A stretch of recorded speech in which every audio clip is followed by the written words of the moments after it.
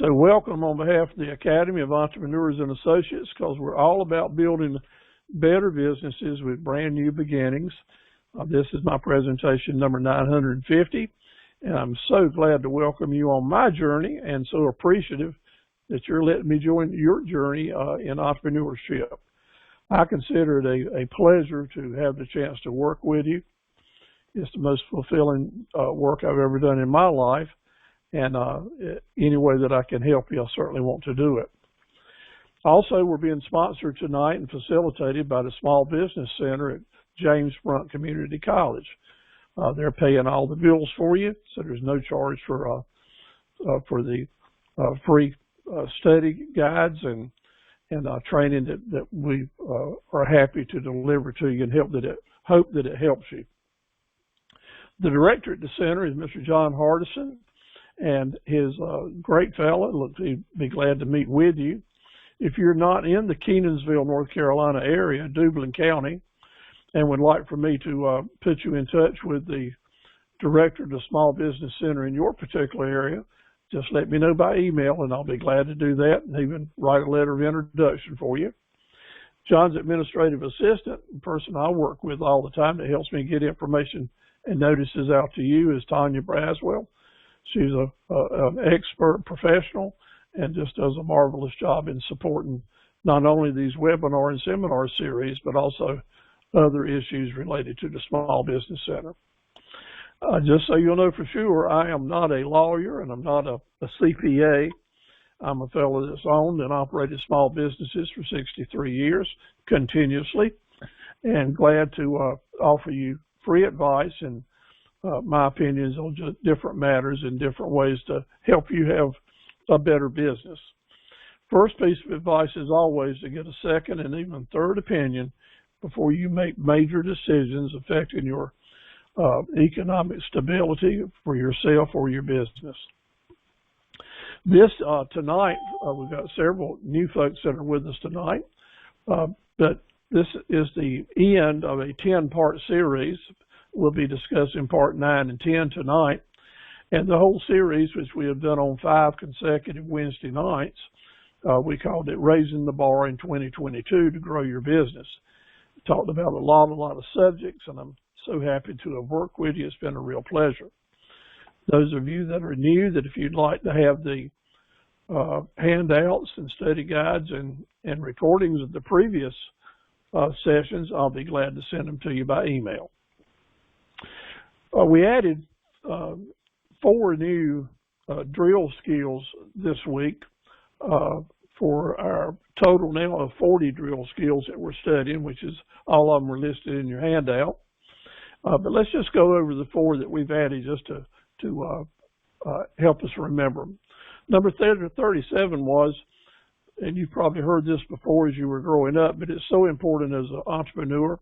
People don't really care about how much you know until what? Until they know how much you care. They don't care how much you know until they know how much you care. Number 38, why should employers, business owners expect their staff to really care about helping them see their business goals and personal dreams come true if the employer doesn't care about helping the staff see their dreams come true? Well, you know what? It's a must.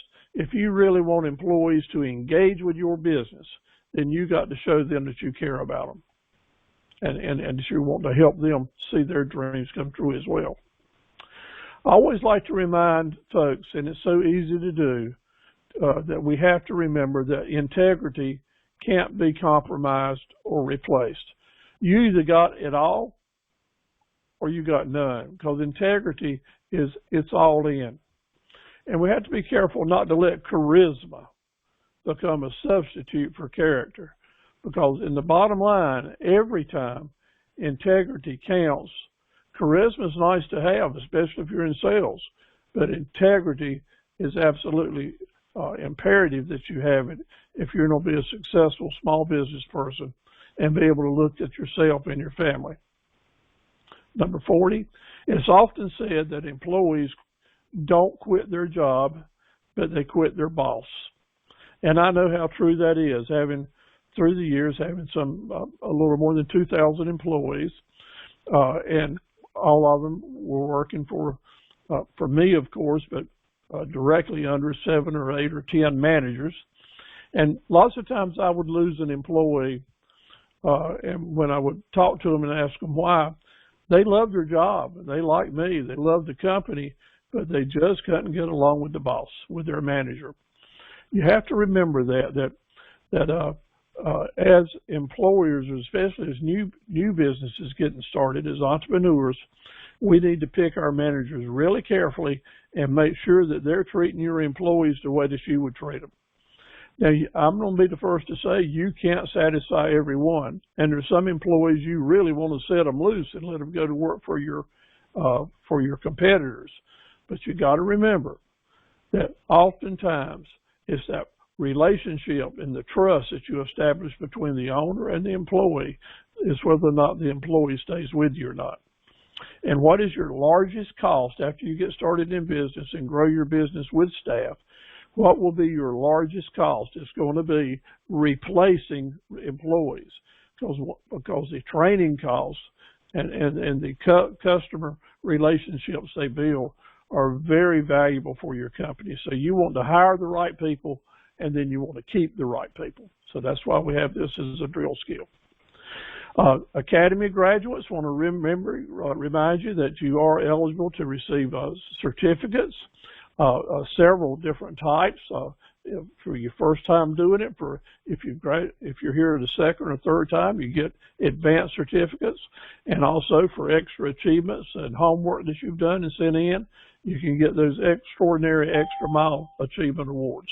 I was very happy to mail out the certificates from our last series this week with the help of Sarita Sampson, who helps me design them and get them printed.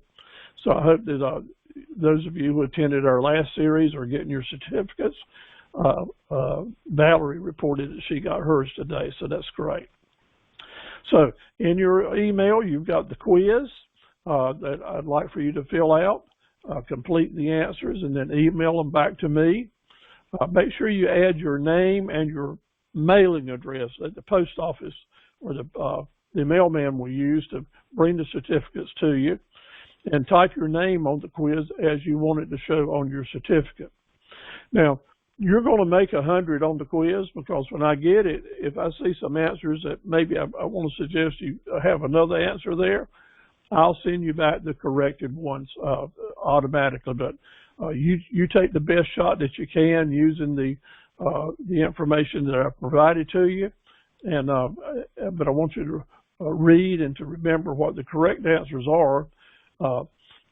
Not for the sake of passing a quiz, but for the sake of remembering these things that are going to be so important to you as you continue your journey in entrepreneurship. So what are we talking about tonight? It's all about how to set prices on your services and your products. And folks that are just getting started in business, this is a quiz. It's a hard thing to determine, because you want to have a price that's going to be profitable for you. You want to have a price that lets you cover your cost and your overhead and then make some profit after that. But also you got to stay competitive, and you need to present those prices in such a way that your customers will warm up to them and pay attention. So let's get into it and have some fun about that. So pricing is never a black and white question. It is always something that changes, and it is amazing to me how fast things can change.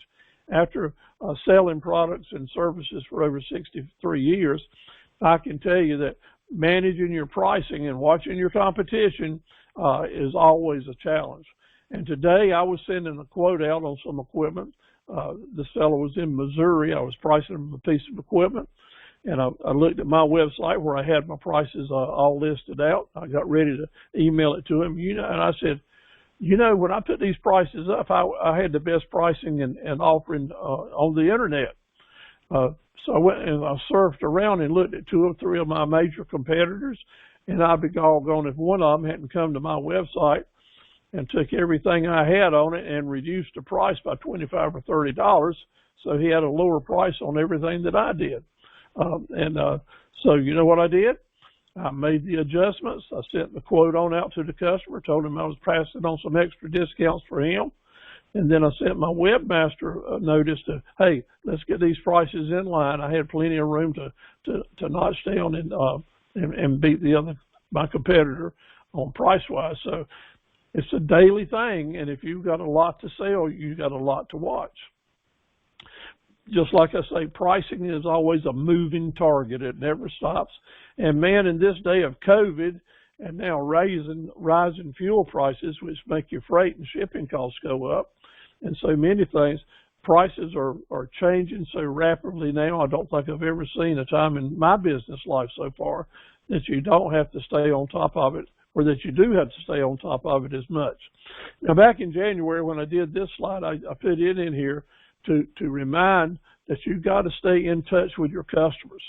So if you're sending out regular emails to your database and talking about pricing, it's important that you remind them that prices are changing so fast that it's in their interest for them to go ahead and order now and save money, because customers know that prices are changing and going up. So if you give them a little extra a nudge and remind them, maybe you can go ahead and get an order right now, and put some buzzwords in your notice like, this is not a drill, this is the real thing. So this is an example of what I did with my customers. Also, when I was sending out my notices to my webmaster, Al here in this sheet here is my webmaster, I stayed on top of what it was. So this is how I go about changing my prices on my some 1,600 pages at my website.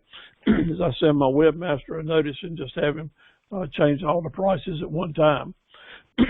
You pretty much need to not say to your webmaster or controller, increase all the prices $100 or add 5% to everything.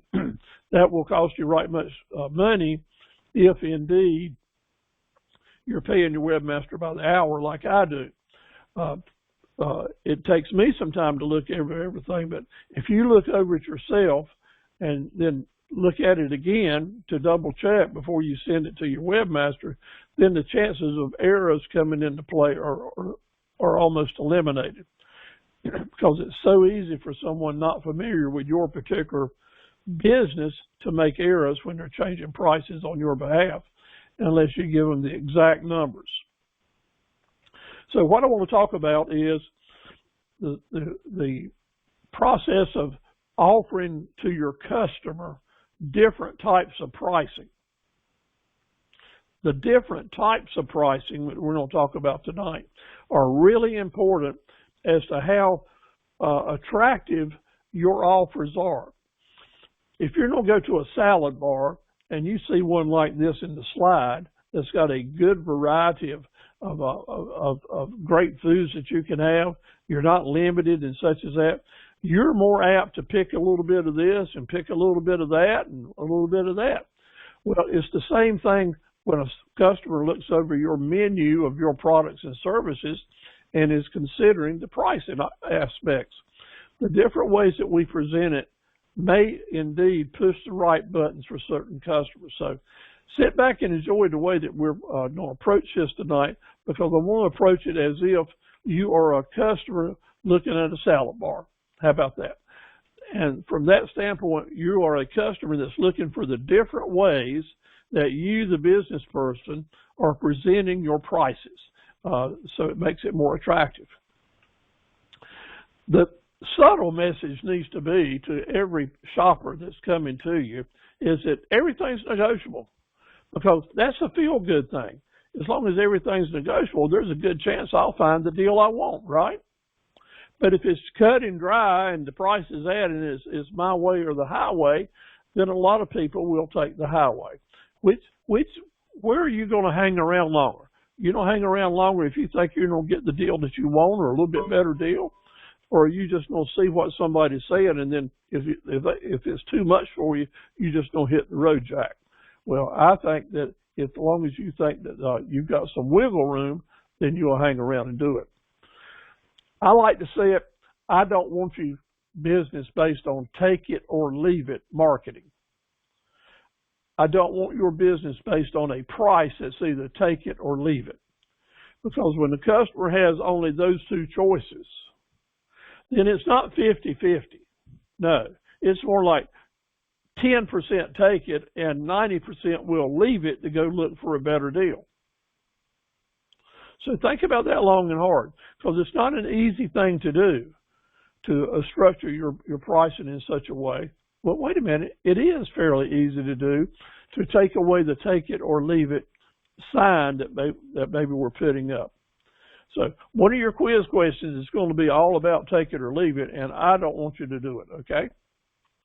So what is take it or leave it? What is the message that sends?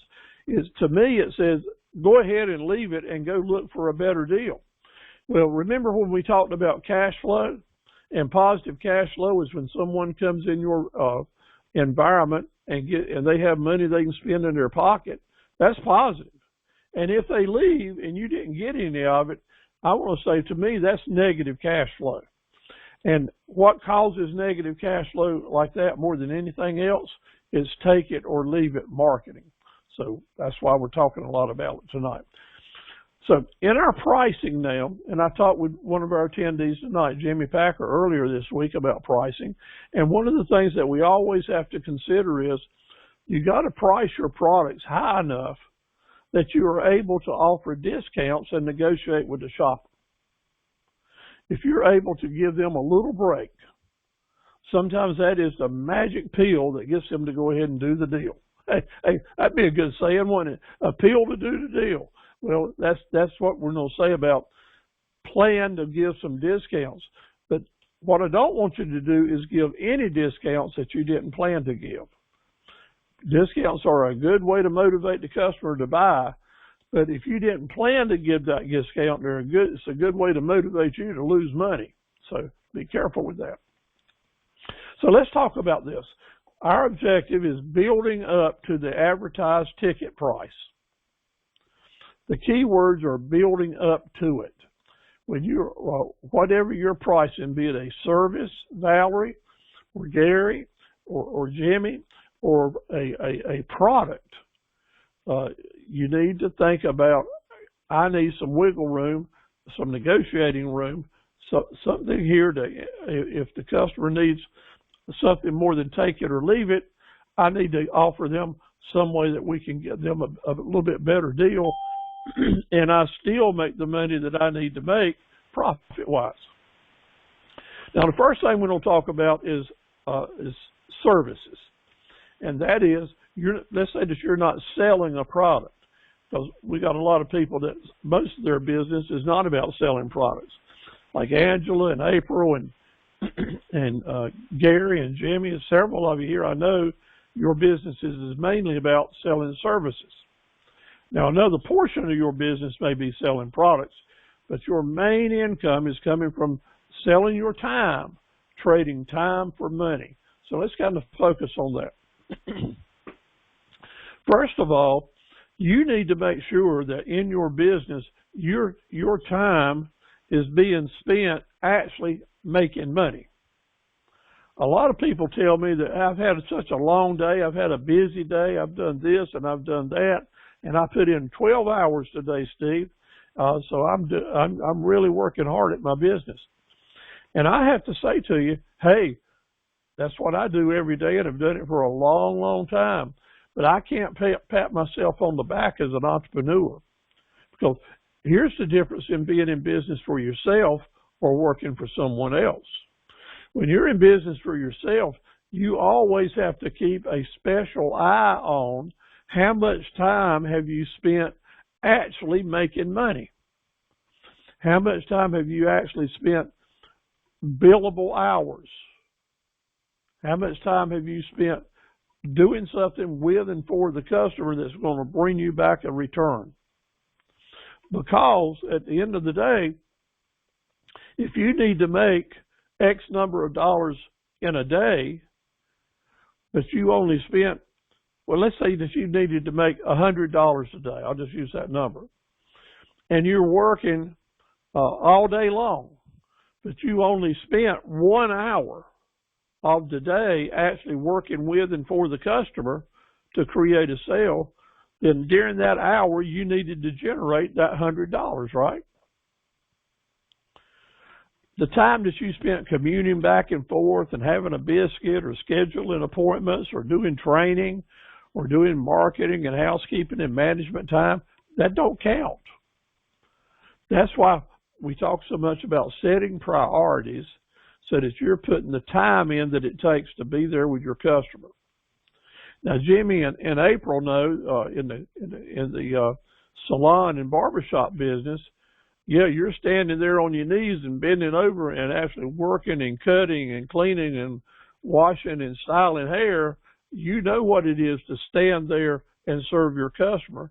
It's easy to figure out in your business. But in some other businesses, it might not be quite so easy as if you're a truck driver. The time that you spend resting and sleeping or maintenance and servicing your truck, you're not making any money, are you? It's the time those wheels are rolling. That's the time that your trucking business makes money. So when you're trading time for money, you always have to keep a real sharp eye as an entrepreneur on, is this thing I'm doing actually making money for me? So let's do a little bit of looking here at this chart, and you can look at your handouts too to give you an idea for this. Let's say that you're trading time for money. Your goal this week is to have a take-home earnings of $1,000. Okay? So what are you going to have to do to end up with that $1,000? Well, I'm going to say that you're going to need to sell, if you sell time, $2,550 worth of time. And your cost of doing business, that is, what are your costs doing that week, would be $1,275. That you figured up your cost of doing business. And let's say you got a 16% tax load, that's $204. And then you got an insurance premium you got to pay per week, $71. So in order for you to end up with $1,000, you need to generate $2,550 worth of revenue. That's the way you look at it as an entrepreneur. Yeah. Now, we're not calling this profit. We're just calling this take-home money if you're just a startup person trying to earn some extra income.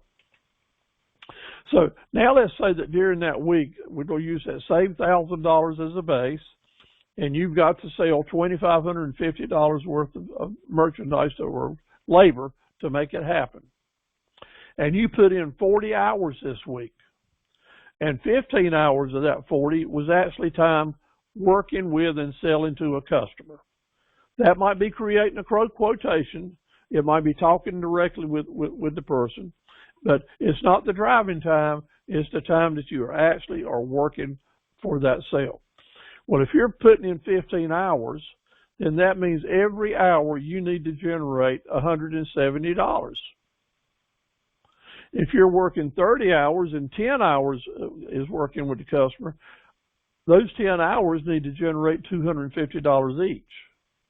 And so forth, only like maybe you're doing part-time work with 20 or 10 hours working, but only 7 or 3 hours are spent actually with the customer. Then you can see that if you're just selling 3 hours a week, you need to be generating $850. Now that's so important because you can't just scratch your head and twiddle your thumbs. You have to have those profit centers.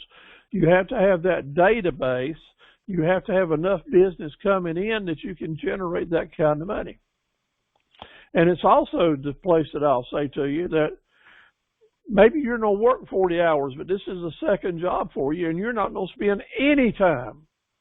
You're not going to spend hardly any time yourself working directly with the customer. So what are you going to do? Just say, I'm not going to have a business? No. This is so important that you grasp this now. You need to be hiring and delegating to someone else. You need someone else to do this work for you. You can own the company and you can hire somebody to do it.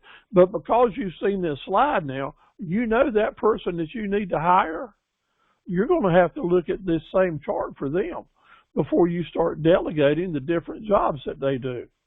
Before you tell them they need to sweep the floors or wash the trucks or open the mail or do the bookkeeping, you're going to need to divide out how much time they're doing administrative work or cleanup work or maintenance work, and then how much time is going to be left to actually be working directly with the customer making sales. This is where overhead sinks so many new companies because they didn't take these issues into consideration.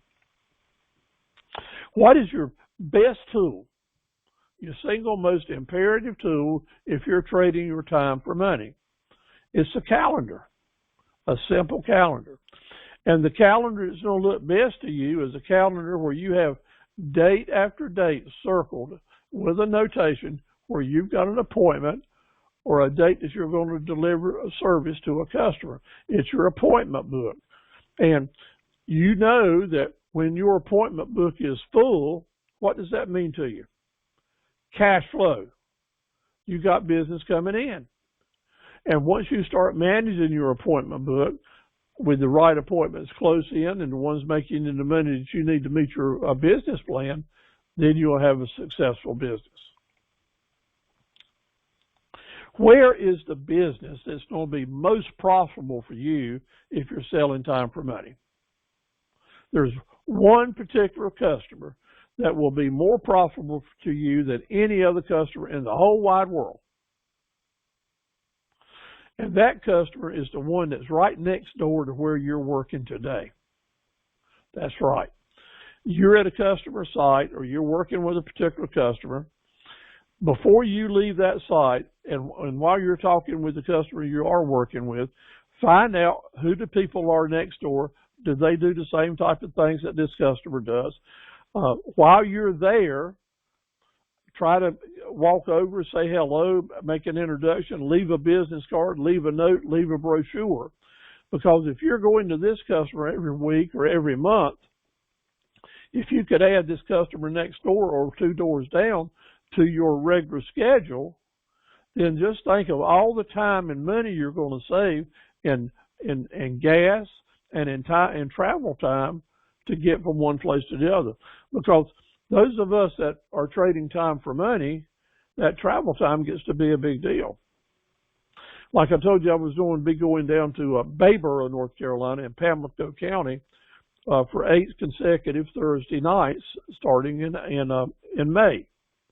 Well, that travel time down there back and forth, that's going to be 6 hours of travel time and gas expenses and such as that, and probably at least 1 meal, maybe 2 extra expenses towards the job that I'm doing. So all that has to be in consideration when you're negotiating your pricing.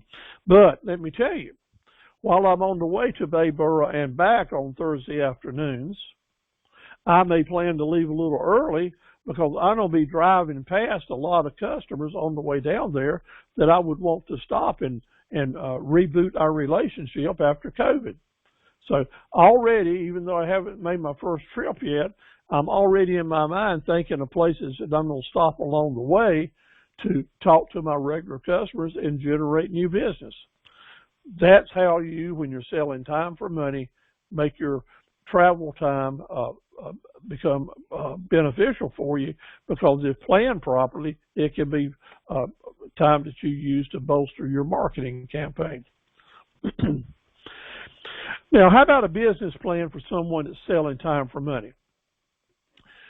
I want to encourage you to base your business plan on working 4 days a week, 4 weeks a month, or in other words, 16 days a month. And if your business plan is based on that, then that's going to give you a good, solid foundation to be profitable. And how about the other 3 days, Steve? Well, that gives you a day to be with your family, gives you a day to go to church and do things that you need to do, or to start a new business or call on customers. And that gives you a whole day to fill in problems that come up, like weather or machine breaks down, or to follow up on additional offers that are made to you by customers. You got to have a margin, some room to breathe if you're selling time for money. Because during that 4 days that you're scheduling appointments, that's going to be money-making time. you're actually going to create revenues during those appointments. But you also need some other days to take care of business, to have a life, to go to church, and to promote your business or maybe start a new business. So 4 days a week will make it happen. And how do you go about doing that? You assign a dollar value for each appointment that you're setting up, and then you put those appointments in the calendar slots that'll make sure that you're going to meet your income requirements. So let's go back to that $2,550 that we've been using as a guide. If we're going to have our business plan based on that and we're working 4 days, that means we don't need to generate $640 per day. Now, your number may be 2 times that or 3 times that or half that, but I'm just using this as the guide. So if that $2,550 doesn't suit your needs, then you strike through it and erase it and put the number that does, divide it by 4, and then you'll know how much per day you need to be generating. And then as you start setting up appointments, you would line up the appointments based on how much revenue they're going to bring to you. Not on how many hours it's going to take. That's the mistake that a lot of folks make. You base your appointments on how much revenue is going to be important to you. So let's say that you're in the grass mowing business and you've got a job that will generate you $700 for the job. That might be a large estate or apartment complex or a school, whatever you're doing anyway. You can generate $700 doing their work in 1 day. Well, you want to put that in a day and just reserve it for them to begin with. On Monday, we're going to bring in $700 from one job. And then you got 2 or 3 other jobs that you've lined up that they're basically worth $250 or maybe $150. So you would group those on Tuesday, and on Wednesday you got some smaller ones that will add up to $640, and on Thursday you can add up to $700 with those 2 jobs. You see what I'm doing? I'm setting my calendar up to make sure I'm going to meet my business plan.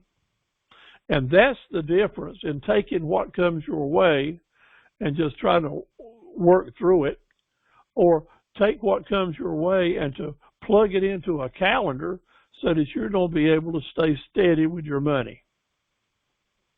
Now, if you ever go to the dentist office, you know that they're going to set you up an appointment in advance, and then they're going to call you and call you and call you to make sure that you're in that seat when you're supposed to be there. Because they set up their appointments the same way. Like if it's just for teeth cleaning, a fairly small amount of money, they may have 8 or 9 appointments on one day just to do that work. But if it's to get a crown or something like that, maybe a $700 deal, then the dentist to have you come in, it's going to take a lot longer, so they'll plan you to come in on a certain day. But the bottom line, that office manager's job is to make sure that that office is generating the $2,550 per week. Now, of course, at a dentist office, it's probably $25,000 per week. But I'm hoping you see the drift here. That's called managing your budget. Now, the challenging question here, I got a question for you. Let's say that your target income is $1,200 after expenses. I'm giving you that information. And your expenses for a week is $600. You got a lot going on, so you're only going to have 3 days on the job. But all those 3 days, you're going to work 12 hours. You're going to put in 3 12-hour days. With me so far? Say, uh-huh. So the question is, how much per hour will you need to make, will you need to earn to reach your income goal? Well, that's just a simple question, isn't it? But you know what? This is the basis of selling time for money. You need to look at it like this. You need to think about how much you're going to charge based on how this job is going to fit into your plan. Because some days the job that you would charge $100 for, you can't do it unless you're making $700. That's right. If you've got an appointment, if your goal is to bring in $500 a day, and you got one appointment that because of all the travel time you don't have to go back and forth, you don't need to charge $500 for that job, where if it was right next door or at your office, you could have done it for $175, and it would have fit your budget because you could have done 4 other jobs too. You see my logic? So some people get all tied up and tense about, I just don't want to charge too much or I don't want to charge too little because it's just not worth it. Bottom line is, let me tell you what is worth it. It's putting together a plan that's within your budget. Okay, so let's go back to the question. You got it figured out? Let's see here. You need to earn $1,200. You also need to earn $600, which is your cost.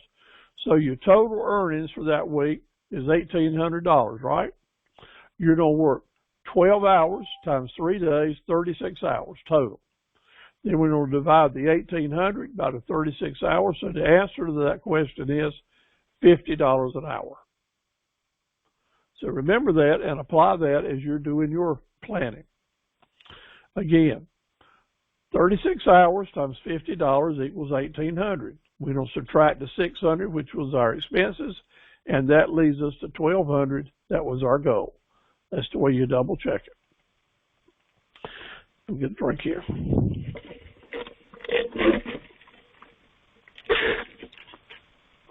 I'd like to welcome all of you that's come on board since we got started. Use your chat button to keep me posted on what's going on with you, your email addresses, ask your questions and other things, and we'll move on forward. Now we're going to talk about selling products. The question here is how to make the price right. How to get the price right and to get someone to buy it. The number one selling rule in pricing, if we're selling, the number one rule is you can't sell it right if you don't buy it right. I was talking to a good friend on board here that's learning to buy some things from China and has about a good 200 or 300% markup on them and still offering a great deal to his customer. If you can buy right, you can sell right, and if you can buy right, you can always liquidate and not lose money.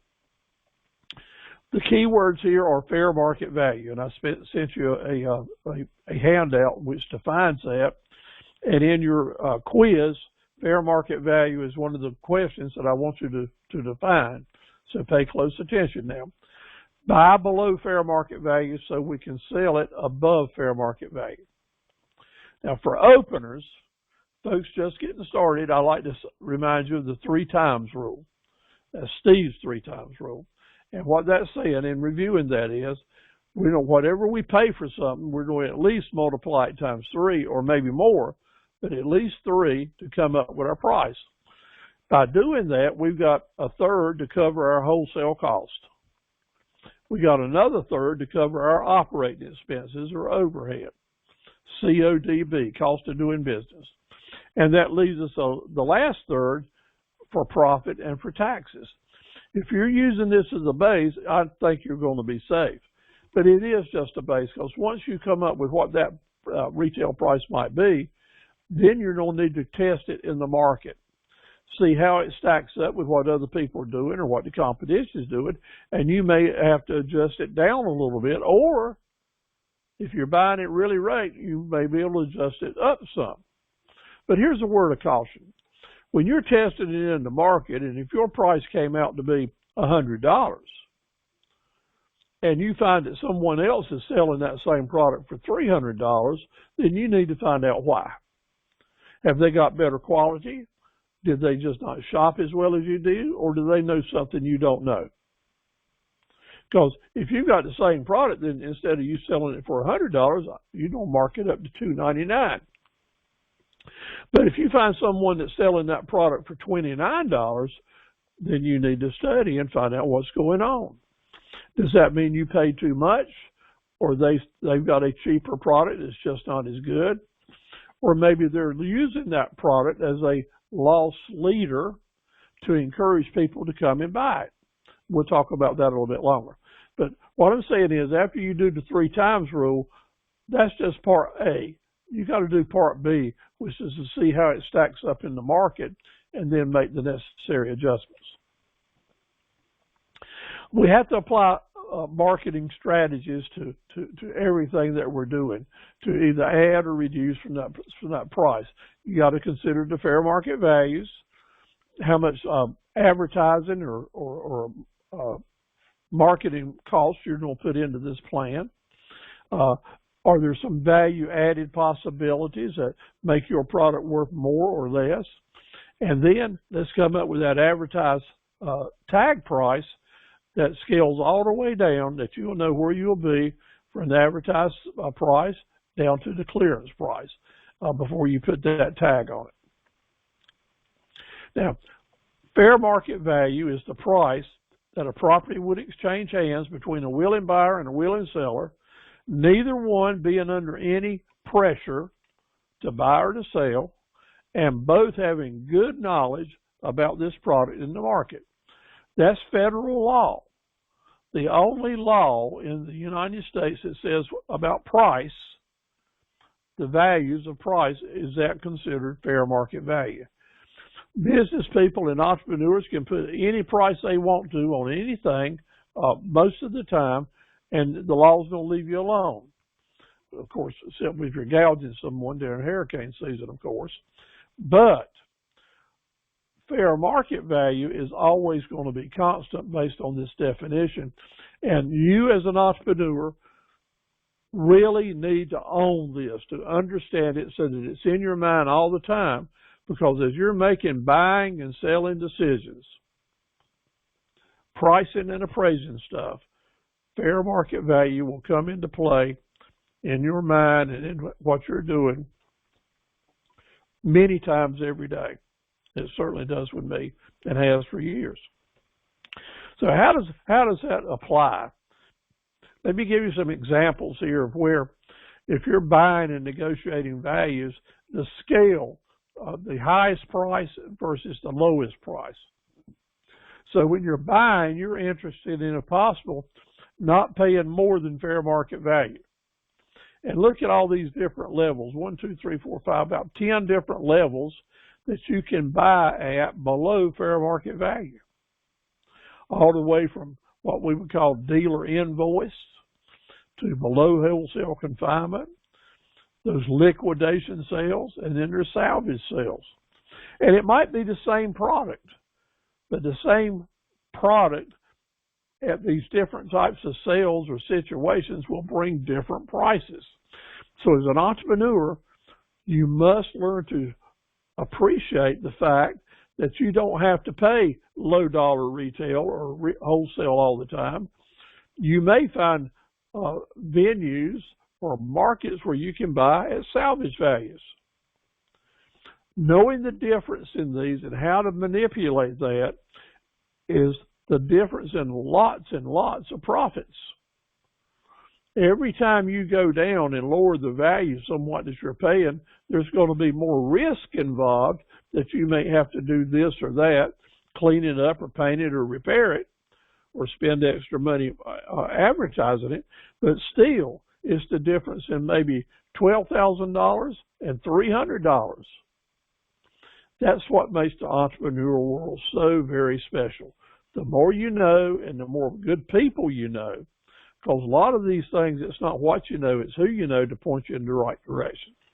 So just know that this is a part of entrepreneurship that can make you or break it when you're buying and selling products. Now, the confidential values, those values that are real but not necessarily ever advertised, because business people don't want their customers to know everything. They just want them to know what's going to help promote their position, right? But these are the prices that are real but are usually never seen in the paper or talked about even. And notice where fair market value is here. It's kind of down here, kind of towards the bottom, right? But look at all these other values that you, depending on the business you're in, will be taken into consideration. The retail price, the MSRP, competitive pricing, and such as that. Now, here's what I need to say to you.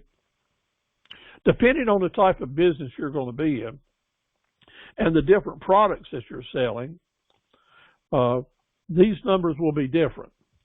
So if you're unsure what would apply in your business and what might not, send me an email. Let me know what you're going to be buying and selling, and I'll adjust this. I'll do another sheet here to help you make it be more applicable to your situation, because every business, whether you're selling cars or tractors or lawnmowers or fine jewelry or furniture or boats,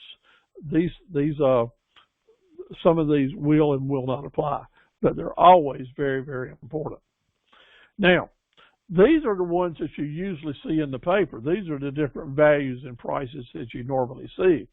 The advertised promotional price, that's the price they flash at you on television or you see in the newspaper.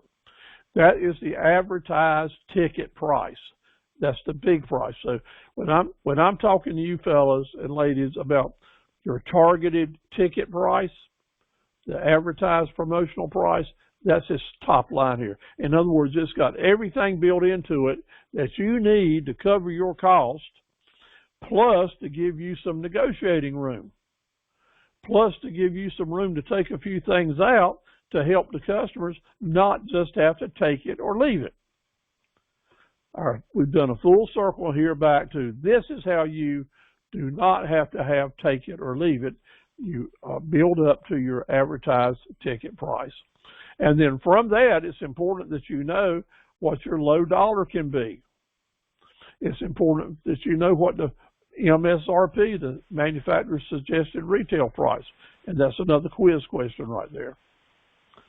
And it's important you know that maybe you can offer or not offer financing, but you're always going to need to know what the fair market value is, because as a seller of products, our goal is to sell above fair market value and to purchase below fair market value. Now, here's an example I've used a lot in a lot of classes, talking about a car. A car might sell at a salvage auction sale this afternoon for $4,000. And that same car make and model, maybe not the same number of mileage, but the same make and model, general value being the same, might sell retail at a dealer for $13,875. Over $9,000 difference there in the same basic product, with about 20 different steps that it went through to get there.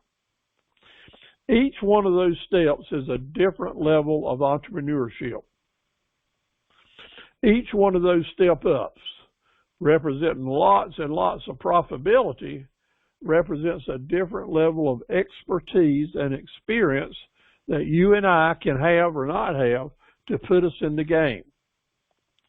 The more contacts we have, the more levels of skills and experience we have, let us encompass more of these levels in our business. And this will be true in every business, whether it's selling toys or bicycles or cars or go-karts or tractors.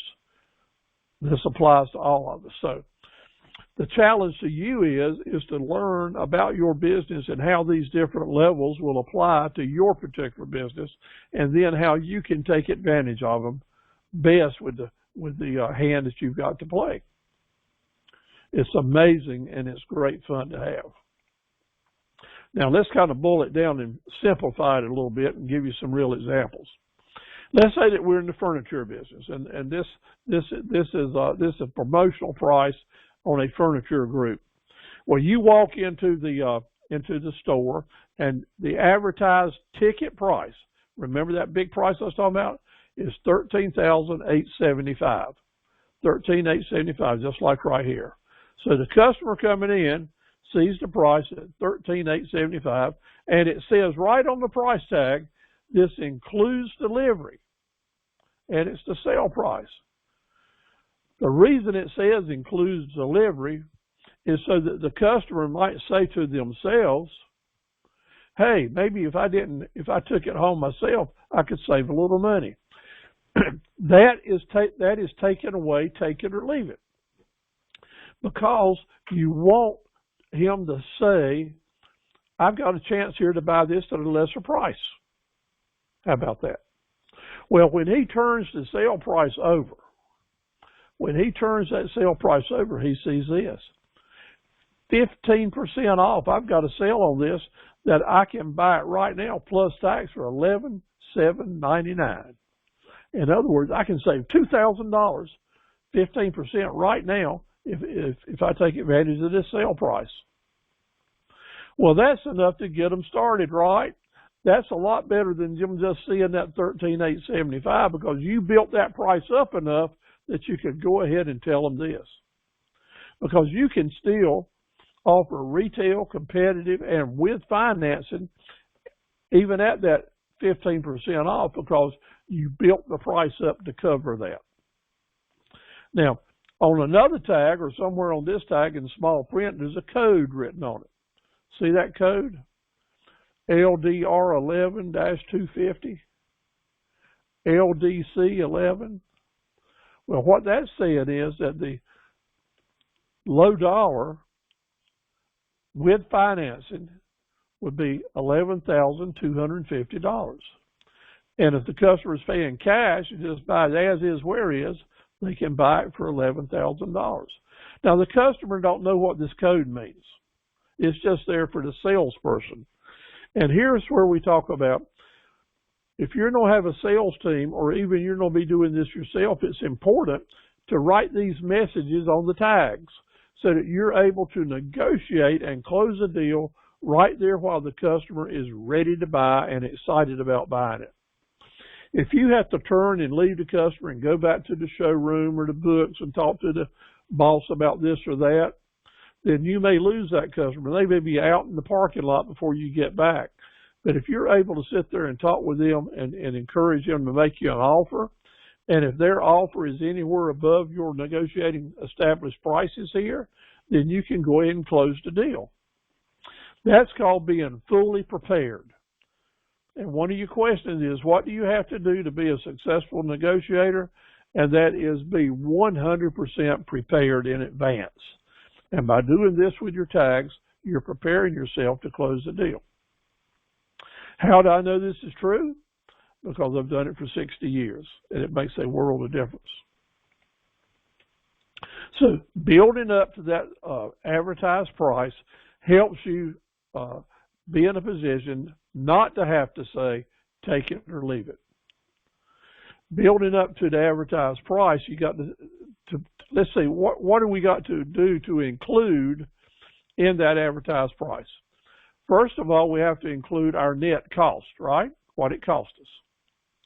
And then we have to determine, bottom line, after all is said and done, what is the minimum amount of money that you'll take for it? How much money do you need to make on this deal and go ahead and sell it? That needs to be written down. And let's say that I shouldn't have to go all the way down. I need to make a little bit reasonable margin. So how much more do I need to add above bottom dollar? And that still don't leave you very competitive in the marketplace. So let's put a price here that I can make some really good money on, have a little bit of wiggle room, but still be a competitive, reasonable price. So let's put that on there. And then let's get it started. What would my first offer be? Your first offer is what's on that tag. So we would add even some more to it for the advertised tag price. You may be saying to yourself, well, you're just pricing yourself out of business. Nobody wants to see those high dollars. Well, the rest of the story is, my friend, there's a good 1/3 or more of the shoppers in the world today that want to pay a big price. It may not be you or I, but there are a large number of people that do not want to hassle. They do not want to negotiate. They just want to look at something that's a great value, that is not cheap, because that's what I want to buy. And some folks even want to say, I bought the most expensive piece of furniture in the store, just because they got the bucks and they want to spend it. Well, I'm happy those people are in the world because they help us make more money than other people do. So by having that advertised sale price, it may be opening the door to you to some profits you never dreamed you would make, and to a group of customers that let you make more money. But in reality, we know there's 60 to 80% of the rest of the customers that want a good deal, that want a really good deal. And then there's that group of people that you or I may be a part of that are cheap, cheap, cheap, cheap, cheap. I don't buy the cheapest thing I can find and not a penny more. Well, by setting your prices up like this, on this scale, what does it do for you? And that's why we have this webinar tonight. By knowing that there's different things that will trigger different customers to buy from you, you're set up now to serve any customer that walks in the store. From cheap, cheap, cheap, all the way up to the person that wants to sell the high price. But if you just had the cheap price stuck on it, at least your bare bones bottom dollar, and talked about how cheap you were selling it, people would walk in the store and say, oh, that's just some cheap mess, I don't want to buy it. You see where I'm at? But if you've got a high price on it, and the cheap, cheap, cheap person walks in and offers you a deal you can take, then they're going to be happy because they said, hey, I bought the highest thing in the store for a really cheap price. Now, I've used the word cheap more in the last 3 minutes than I have used all year long because I don't like to use the word cheap, but this is the only slide where I have to do it to drive home the point that be realistic. There's a group of customers that they want that bottom dollar cheap. There's a group of customers that will pay you a big price or have something to trade in, and you need that big price to be able to offer them a trade value. And then there's all the customers in between. So instead of saying take it or leave it, you're saying, come on in, let's make a deal. We'll suit it to your needs and to your budget. That's right. All right, now let's talk about building up to that price. The advertised sale price was $13,875, and we listed it down in 4 other different levels, right? $1,100, $11,250, and $11,799.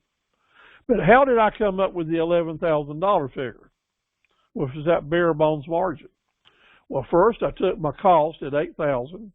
I added in the freight, the cost to put it together, my general cost of doing business for my business, my advertising expenses, 6.5%, which is a good figure always to use. And then on that, I added the 15% margin, $1,450. So even at bare bones, I've got $1,450 positive cash flow. And from there, we go up to $13,875. Whatever the business is that you're in, this is a good guide. Maybe your business will let you double or triple your money. But the bottom line is, you always have to know how much you can discount and still make the margin you have to make. You have to know that for 2 reasons. 1, to stay in business, and 2, so that you can delegate to other people to help you sell what you have to sell. As long as you empower your sales team and your sales force in such a way that they've got some negotiating room, they'll be able to close their deals. They'll be able to make more commission. You'll be happier, the customer will be happy, and everybody's going to make more money. All these are saying, do not just do take it or leave it. Give your customers some options. Now, pricing strategies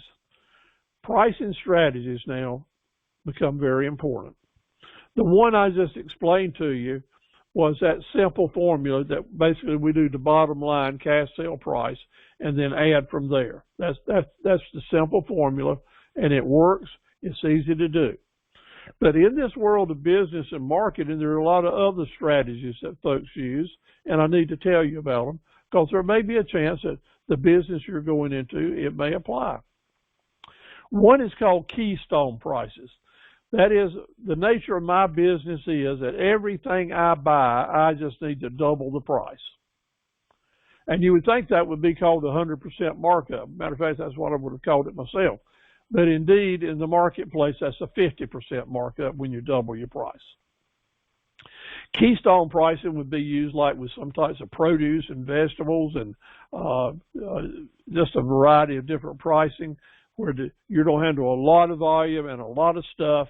You've been in the business long enough to know that you'll make what you need to make by Keystone pricing and still leave yourself some room to negotiate with discounts. But just by doubling stuff, that doesn't really tell you how much is going towards advertising and how much is going towards overhead and how much is going to sales commission. So even with Keystone pricing, I'd go back and use my cost plus basis just to double check and make sure I was safe. There's a set of pricing bases out there that manufacturers use. That's like the car dealers and the washing machine folks, appliances, some types of home furnishings, air conditioners. It's called MSRP, and that's the manufacturer suggested retail price. Well, we'll use the car industry, for example. They like to flash that big number on television, say this vehicle is offered at 25% below MSRP or $25,000 below.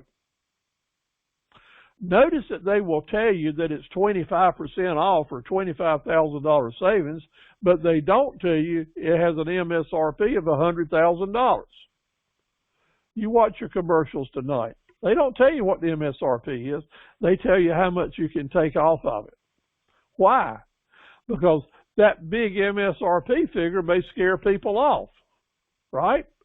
But the ability to get a big discount from MSRP will bring people in.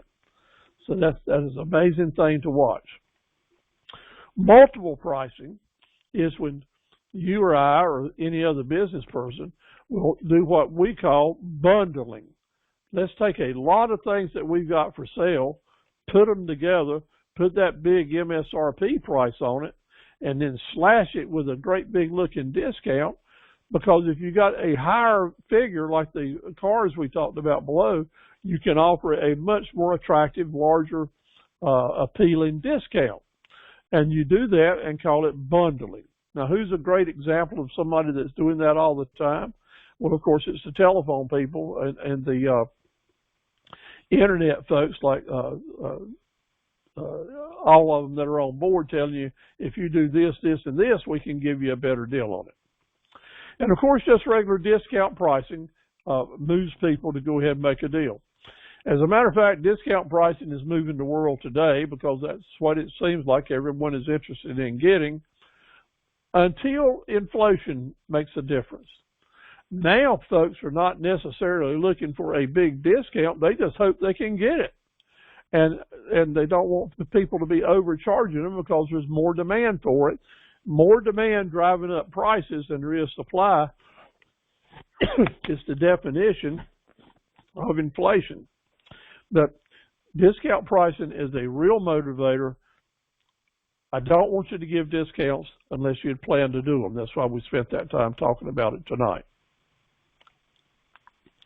Lost leading pricing.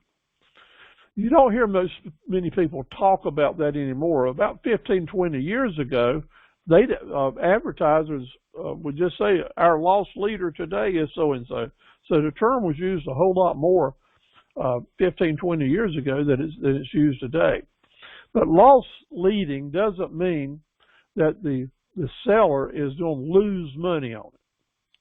It doesn't mean that the seller is going to take a loss. What it usually means in today's world is they're going to lose some of the profits that they normally made.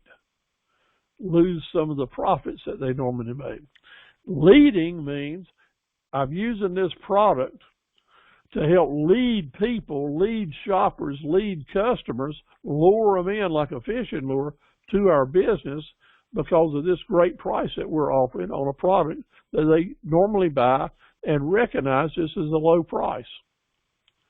What's the best example you can think of right now? It's gasoline prices. Some convenience stores, even though gasoline prices are going way up, some convenience stores may be offering gasoline at 50 cents or 25%, not percent, but cents less than what they're actually paying for it. Because they know that big sign out front that's showing a significant lesser price on a gallon of gas will bring hundreds and hundreds of people into their store every day to save that 25 cents. But the basic line is every customer that comes in that store, almost, with a very small percentage that do not, the ones that come in the store, they pick up something else and buy it while they're in there for their profit centers number 2 that they make a lot of money on, the impulse buying, the merchandise products. So they make an investment of selling the gas lower to get more people to come into the store. Now that large group of people that just pay with a credit card and leave, they don't get the advantage of them. That's why they're not going to sell that gas at a great loss. They may sell it for a few pennies, but it don't take but a few pennies to encourage people to come in. They will make thousands of dollars a day by dropping that price of that gas just a little bit. Loss leading. Now, psychological pricing can come at you in a lot of different ways, and this is absolutely amazing. The small amount of money difference that is made on the coming down side versus the tremendous amount of extra sales that you can make is incredible. When you go to the store and you see the 99s everywhere or the 95s everywhere, it's only $99.99, even though that's only 1 penny short of $1. So many more people will buy it at $99.99 than they will at $100. It is amazing because it's one of those buttons that you can push, one of those triggers you can pull to help people decide, hey, I'm going to go ahead and take this because it's less than $100. I noticed gasoline prices over the weekend as we were riding around. Of course, they've always done this. It's always 99.9 cents. It's always that extra 0.9 cent just to keep it under that next penny. That's a big deal with gas pricing and proves the point here. And then you'll see folks that are offering things by the month for $1.95 a month instead of $2.05 or $2.10 or even, now here's the rest of the story.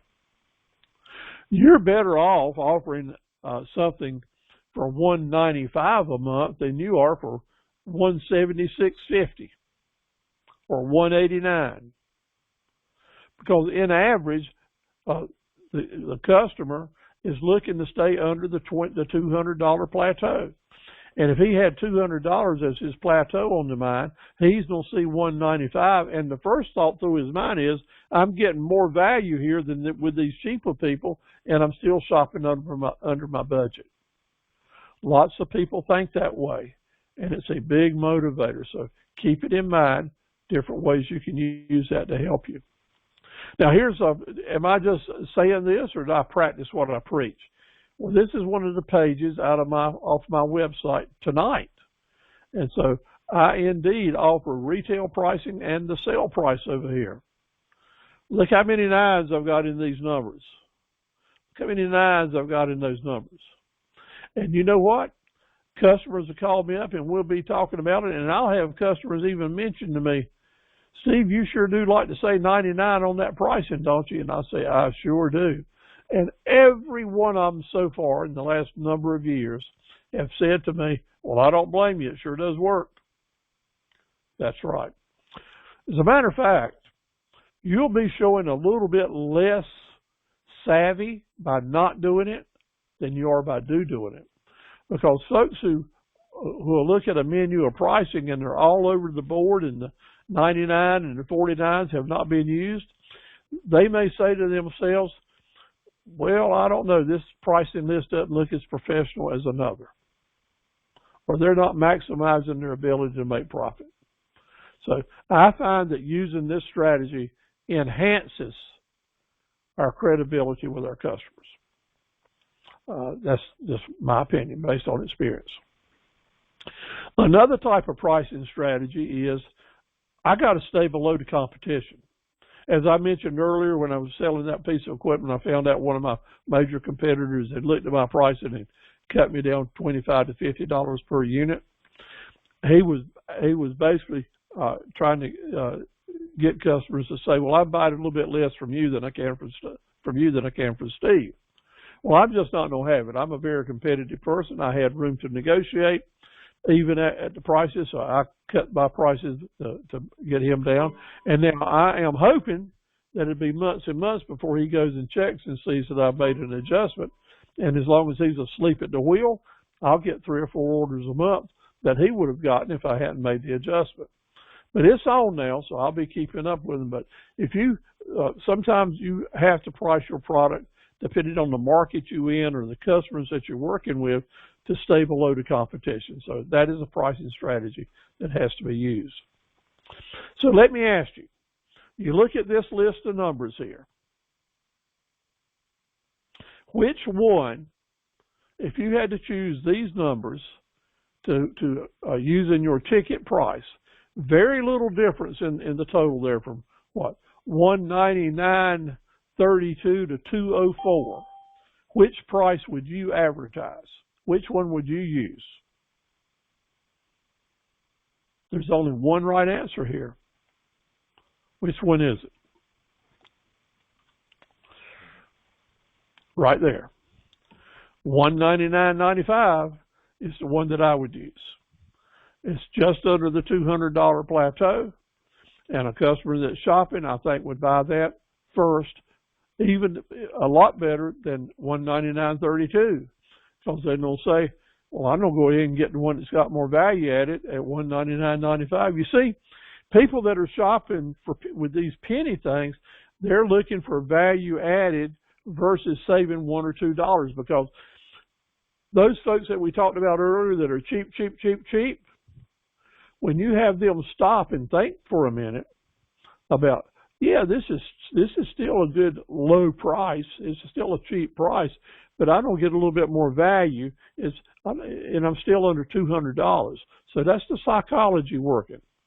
And it may not get you to the deal right then, but it may get them to call you up and say, why should I pay you $199.95 instead of paying that other person $199.32? Some people will carry it to that limit.